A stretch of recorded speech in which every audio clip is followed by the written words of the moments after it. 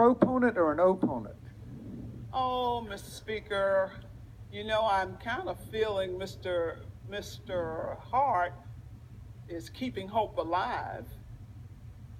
I kept waiting for someone who, Mr. Delaney or some of this crowd that was so jubilant earlier to come. So I guess I'm speaking against. Ms. Since, Cobb-Hunter will speak against for 10 minutes. thank you, Mr. Speaker.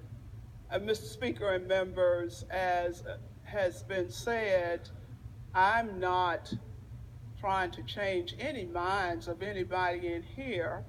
And for those of you who listen to me, I think you know my usual comment in approaching this podium is that my conversation is not for the men and women who sit inside this chamber. Quite frankly, it is for those men and women who are listening on the internet, who are out in the chamber, because you have a say in what happens here. It's called a ballot box. We are approaching June primaries, and we are approaching November general elections.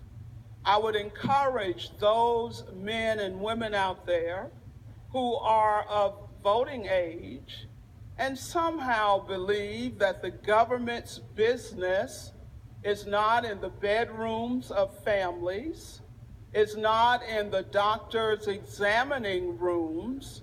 I would encourage you to pay very close attention to your choices in June as well as in November.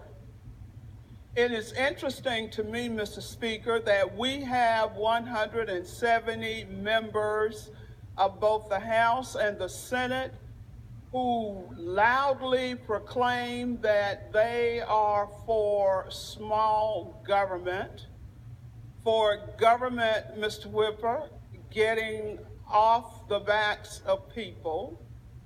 And what I am not clear on is how government getting into a doctor's waiting room with a woman and the choices that she may be forced to make, how that is any of the government's business.